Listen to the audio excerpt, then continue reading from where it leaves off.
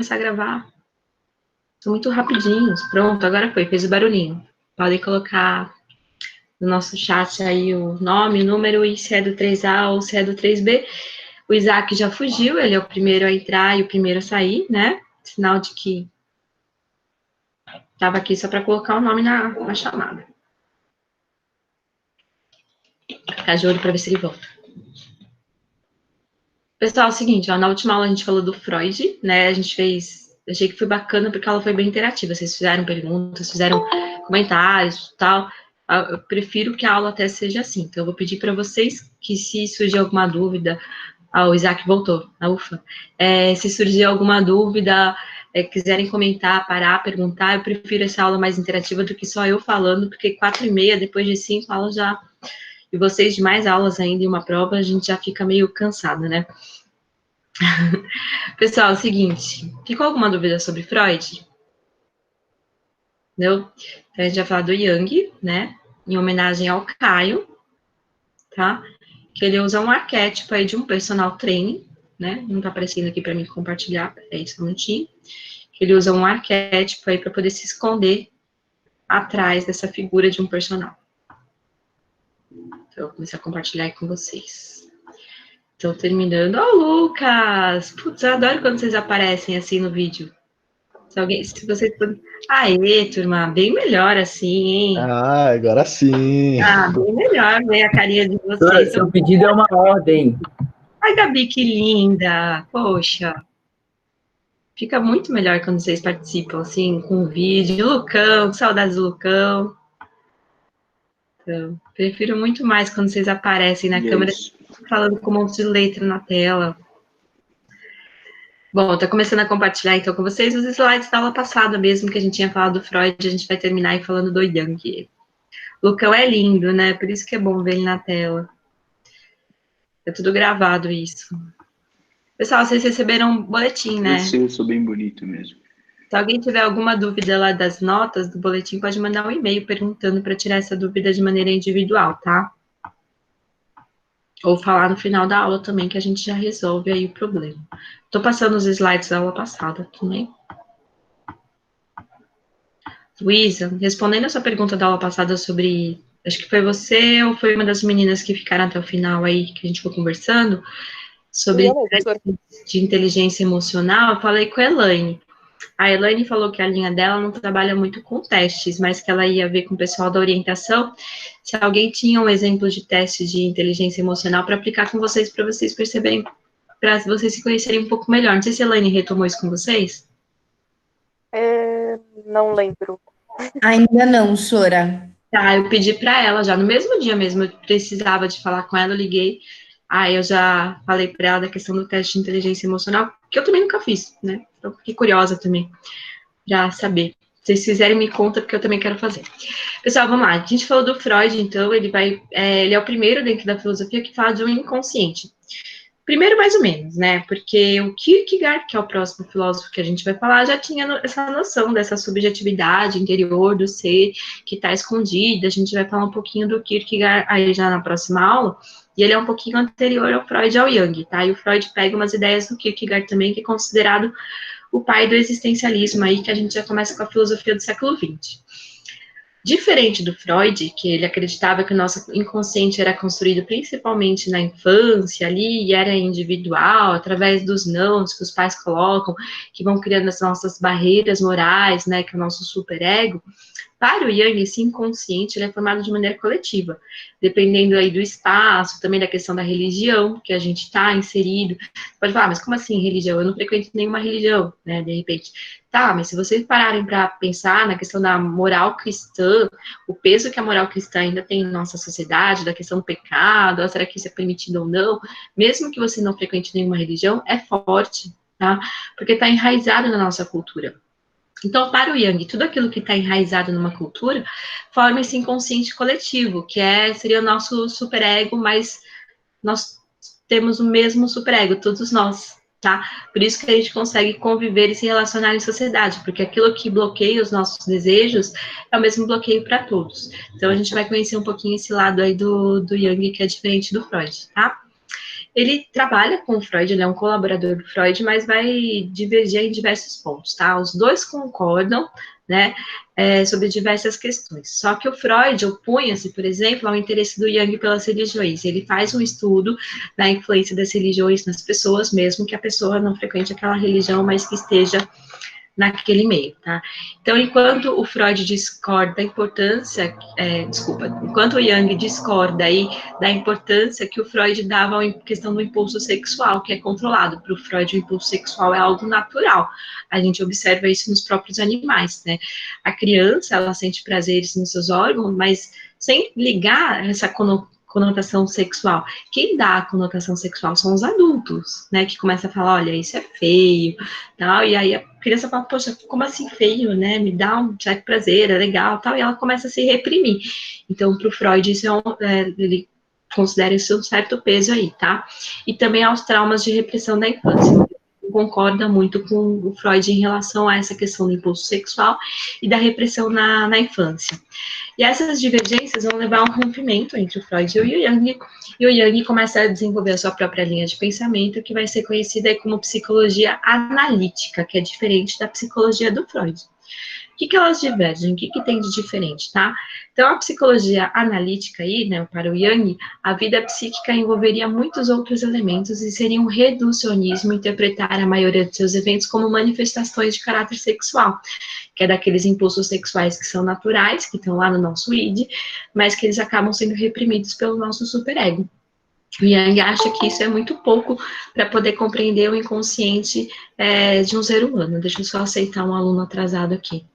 Natália. A Natália não tinha entrado? Pronto.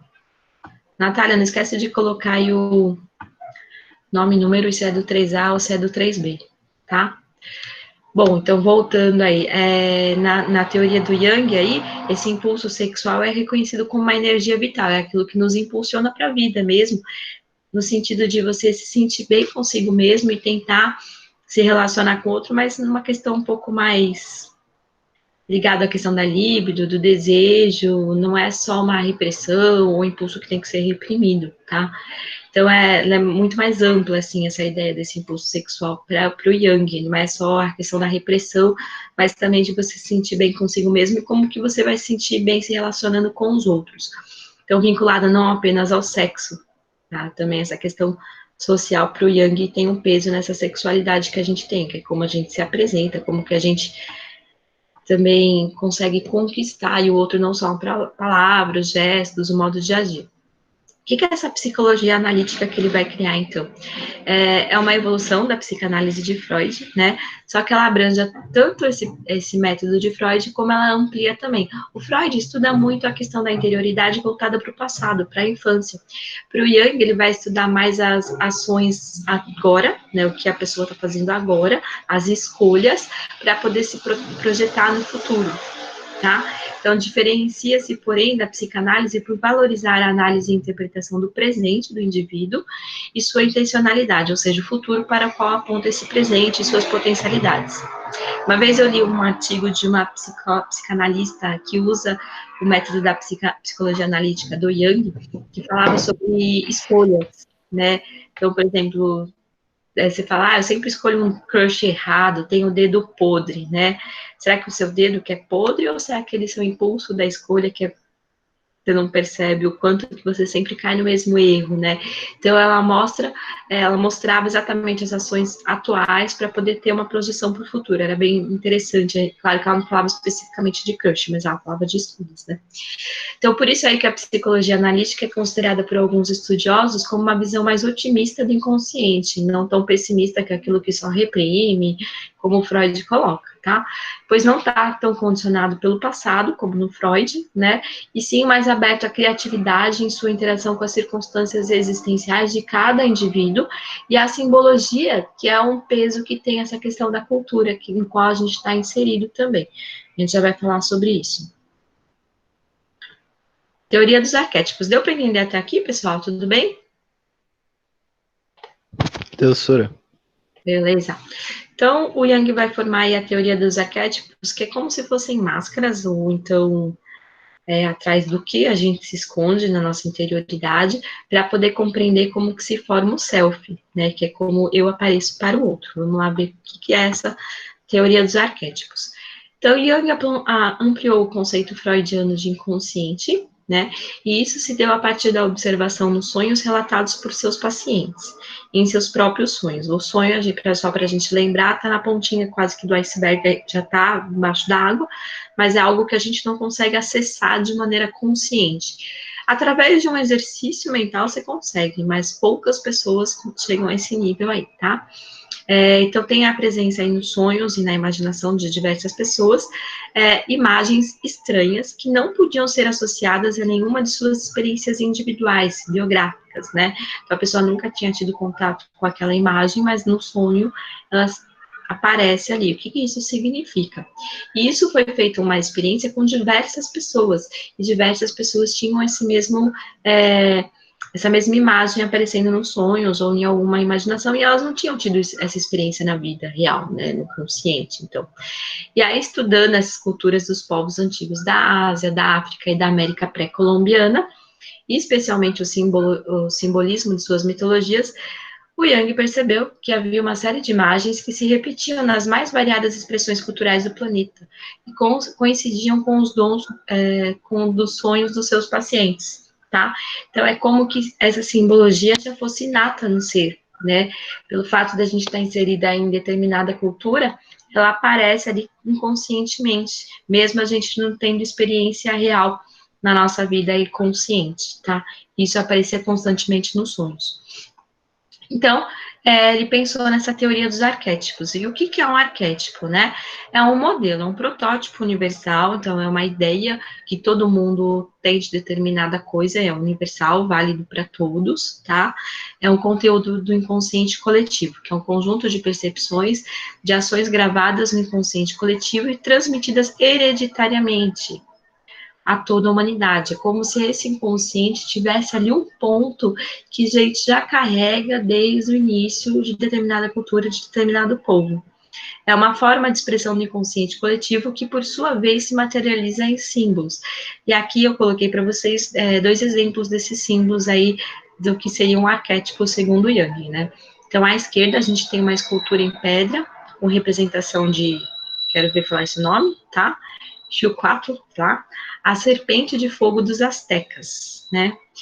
E aqui à direita a gente tem uma escultura em mármore representando a serpente Glicon da civilização romana, que é lá do século II. Então, por exemplo, a imagem da serpente é comum, né, em diversas culturas, até mesmo na cultura cristã tem a serpente, né? O alfa e o ômega, o início e o fim, a serpente mordendo o próprio rabo, por exemplo, né? A gente tem a serpente da maçã lá do Adão. Então, a gente tem essa simbologia presente em diversas culturas, sem essas culturas terem entrado em contato uma com a outra. Então, a serpente é uma imagem aí que seria um exemplo de um arquétipo que é transmitido hereditariamente para toda a humanidade, porque a gente tem essa representação dela em diversas culturas, em diversos povos, tá? Então, imagens de serpentes estão presentes nas mais diversas culturas, mitologias e épocas, além de serem frequentes nos sonhos das pessoas, mesmo daquelas que nunca tiveram contato com qualquer tipo de cobra. E aí aparece aquela pessoa, nossa, eu sonhei com uma cobra, é sinal de que alguém vai me trair, né? Porque a serpente, por exemplo, de Adão é ligada à questão da traição. Então, a gente acaba tentando ligar esses símbolos que aparecem no nosso inconsciente com alguma questão da nossa vida, mas ela é transmitida hereditariamente, segundo o Jung, tá? E aí, através dessa percepção que o Jung tem, ele vai construir os 4 tipos de arquétipos básicos também. Então, Jung conclui que se tratava de imagens primordiais que constituem os pensamentos e sentimentos mais antigos do ser humano, gerais e profundos, possuindo vida própria e independente, que é um caráter impessoal e universal. Tá? Então, não faz só parte de mim, faz parte de todo o universo. Formulou, então, a tese de que existe uma linguagem comum a todos os seres humanos, de todos os tempos e lugares da Terra, formada por essas imagens ou conteúdos simbólicos muito primitivos, que refletem algo como a história evolutiva da nossa espécie, que está inserida em todos nós através dessa hereditariedade. O inconsciente coletivo seria, portanto, um conjunto universal de predisposições para perceber, pensar e agir de determinadas maneiras, mas que também sustenta a ação criativa, pois, segundo Jung, constituiria a base sobre a qual se assentam os grandes pensamentos e obras-primas da humanidade. Embora ela apareça a imagem da serpente mesmo de maneira diversa em determinadas culturas, a interpretação que essas culturas dão pode ser diferente, né, dependendo da história daquela cultura, do conteúdo, do contexto que ela aparece dentro daquela cultura, tá? Enquanto para os cristãos a serpente é um símbolo de traição, né? Para os astecas a serpente era um símbolo do bem. Então, dependendo da interpretação que aquele povo, com aquela cultura dê, é o caminho que vai seguir aquela simbologia, tá? 4 tipos de arquétipos aí que o Jung, então, percebe que é universal, né? São universais. Os arquétipos mudam o jeito de se apresentarem, né?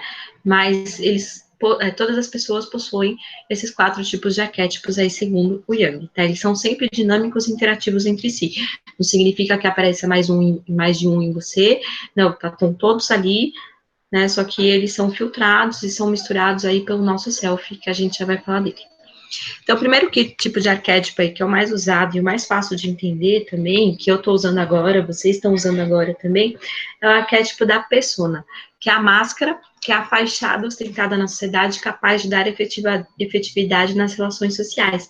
Então, por exemplo, agora eu estou com máscara aqui de professora de filosofia, né, porque eu estou em aula, mas quando eu terminar essa aula, baixar o meu note, vou usar minha máscara de irmã, porque eu vou estar lá com a minha irmã tomando meu vinho. Né? Quando eu tô com meus amigos, eu tô com uma máscara diferente. Eu não me comporto da mesma maneira com vocês ou com os amigos. E aí entra a questão, qual é a verdadeira Roberta, né? A gente tem diversas máscaras para ser usadas, dependendo de qual relação social que a gente se encontra. Então, esse arquétipo aí da persona é a que a gente consegue reconhecer mais fácil, né? Quando eu encontro um aluno fora do ambiente escolar, ele age de maneira totalmente diferente. Eu também estou totalmente diferente, porque eu não estou como professora, né? Então, a gente usa essa máscara constantemente na nossa vida. E é um bom conceito aí para ser usado em redação de vestibular, dependendo do tema também, tá, turma? Então, esse arquétipo da persona ou máscara social também fica bonitinho. Não precisa de citar o Jung, mas porque vários outros filósofos e também sociólogos aí, às vezes os sociólogos fazem alguma coisa da vida, eles usam essa ideia aí de arquétipo da persona, tá? E o segundo arquétipo que o Jung descobre aí é o do anima animus, né? Anima significa alma, em latim, e animus, animal, né? A alma é aquilo que nos movimenta.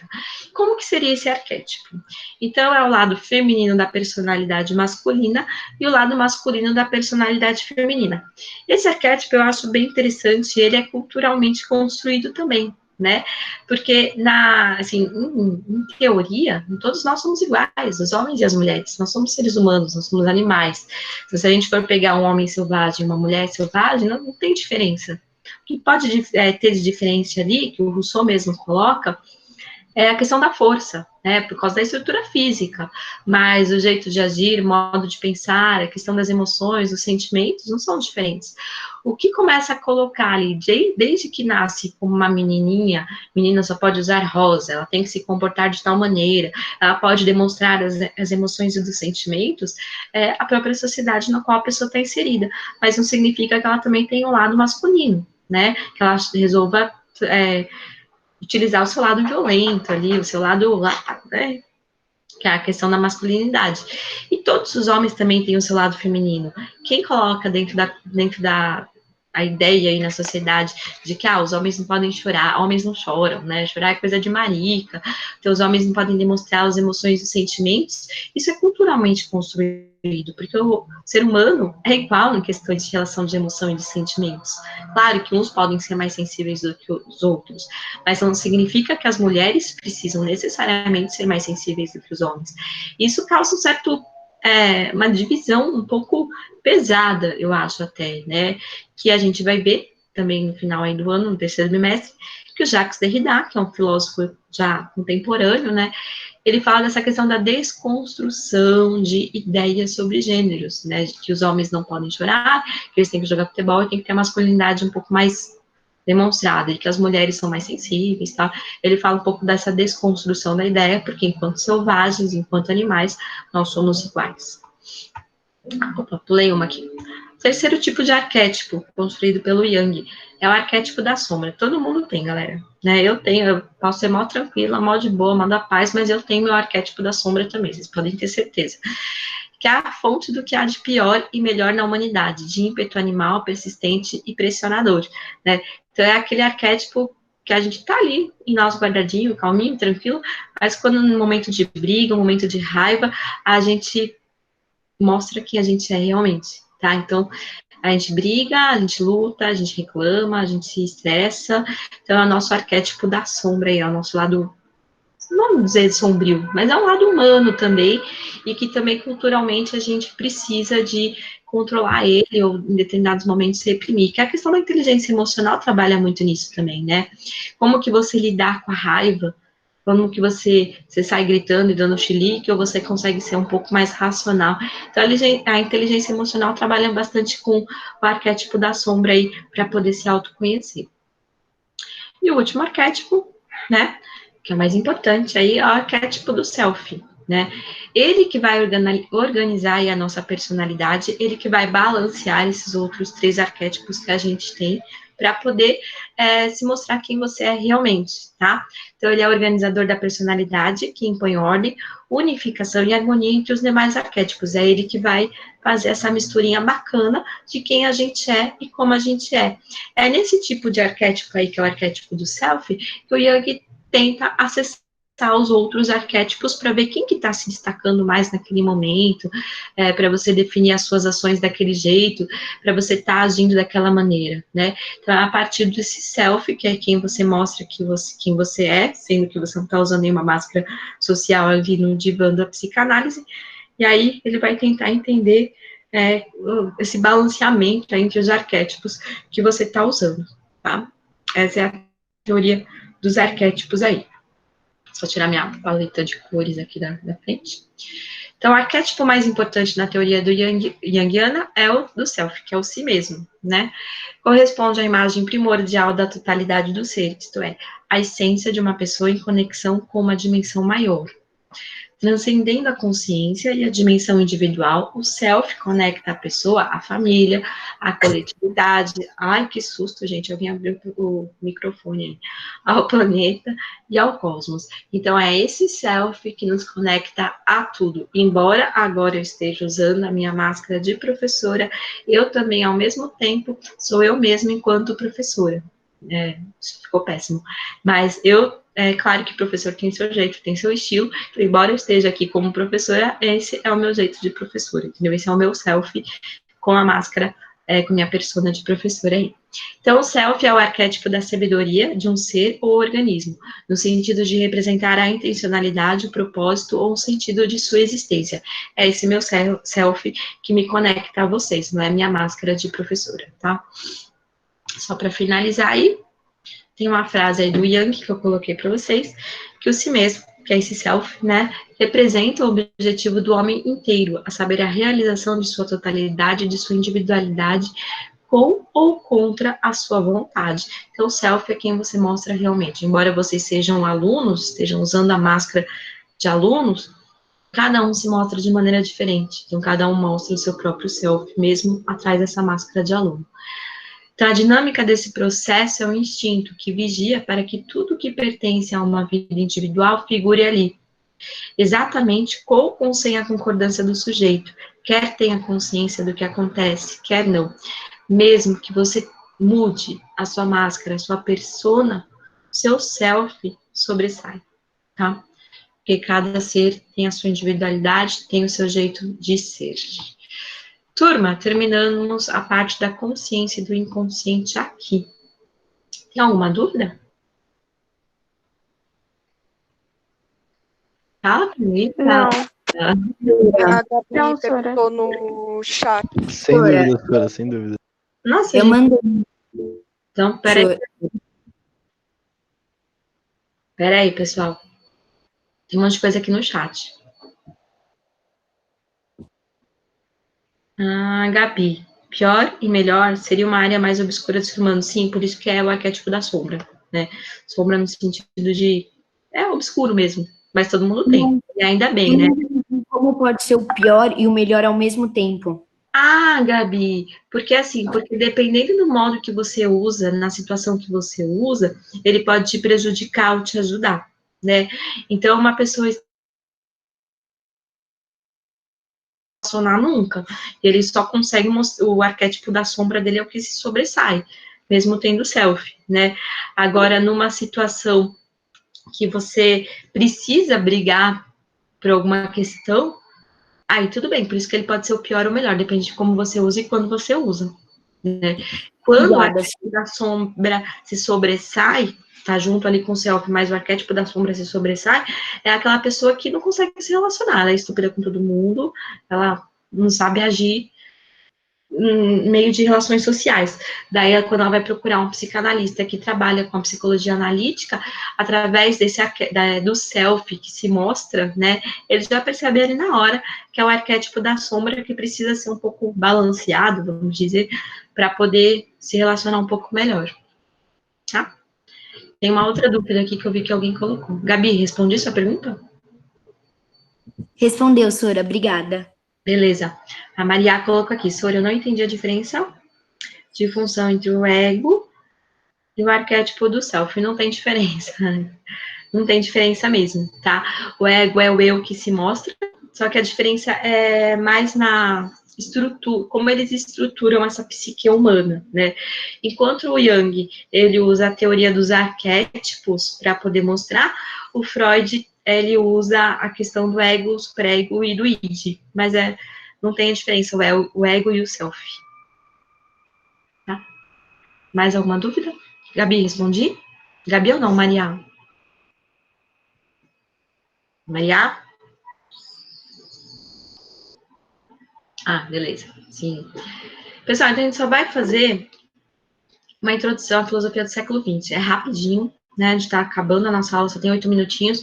Só para a gente já poder começar na próxima aula com Kierkegaard, que aí a gente vai ter uma aula especial de filosofia e literatura, com um texto do Alberto Camus. Vocês já ouviram falar o mito de Sísifo? Pessoal? Não, Sora, nunca. Tá. Que é um dos livros mais bonitos, assim, que eu conheço. Ele já começa falando sobre a questão do suicídio, assim, pá, logo de cara, a questão da existência humana. Ele tá vivendo ali na Segunda Guerra Mundial, ele não vê mais sentido para a existência humana, para a humanidade, ele tá na França. Então, assim, é bem bacana mesmo o texto e muito atual, até eu diria, tá?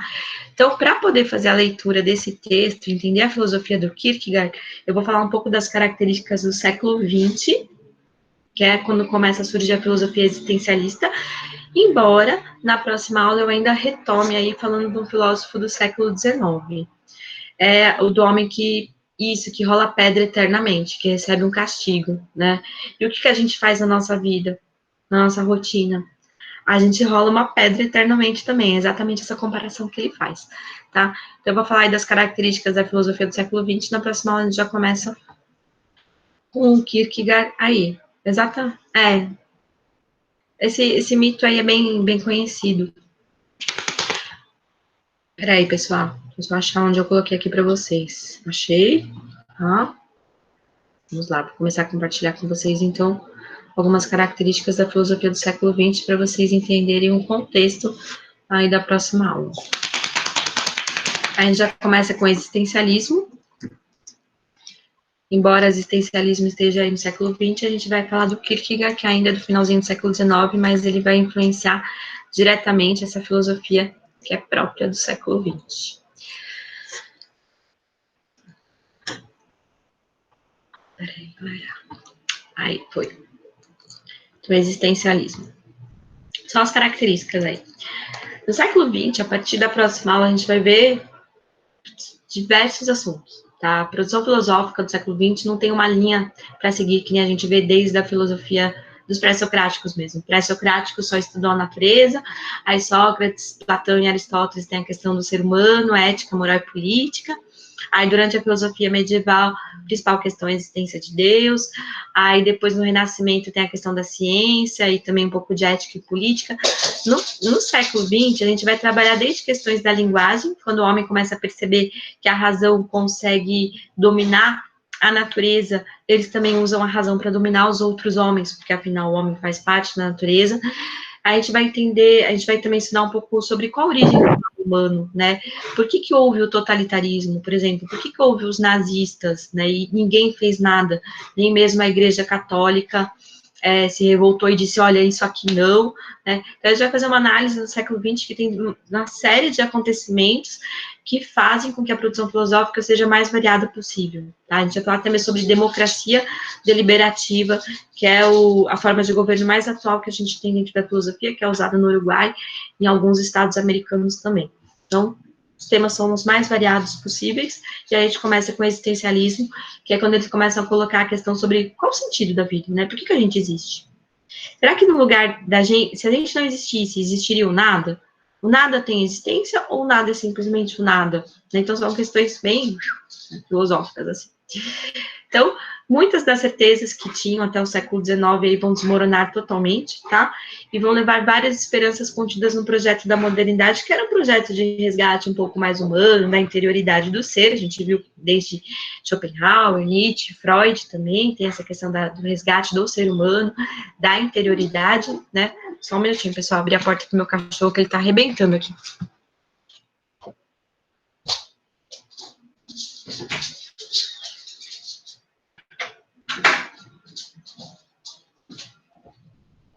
Ele estava dormindo na minha cama até agora, é a hora do xixi. Ele pediu para abrir a porta. Então, a gente vai ter... Bom, a gente vai falar, principalmente ali desde o período do iluminismo, vinham com essa certeza da razão e do resgate do ser humano, tá? Então, as questões filosóficas que vão ser trabalhadas aí no século XX. O que é o ser humano? Qual o sentido da existência humana?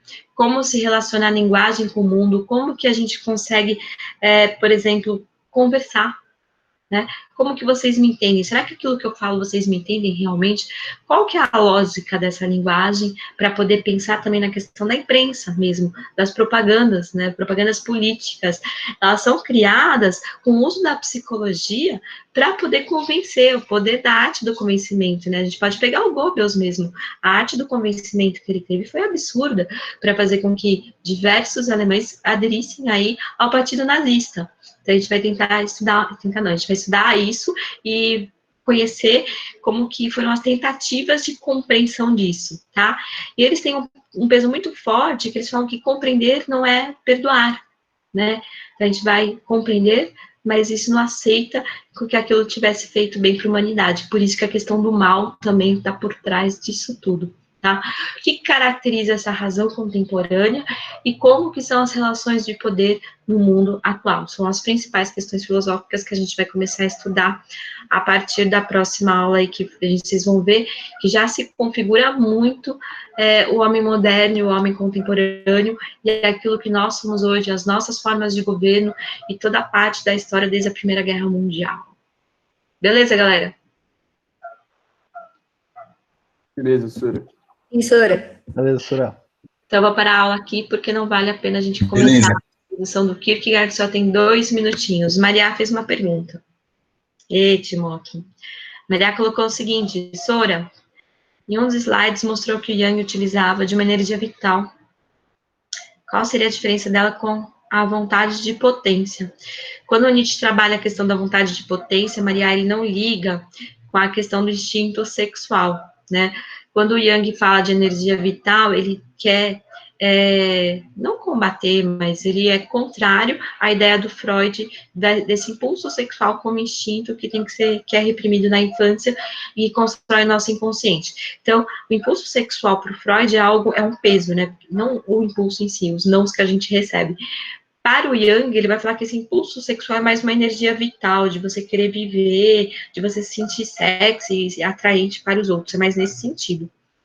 Entendeu, Maria? professora, eu não entendi.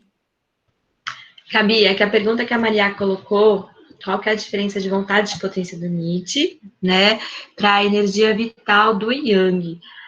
A energia vital, quando o Jung desenvolve a ideia de energia vital, está ligada à questão do impulso sexual do Freud.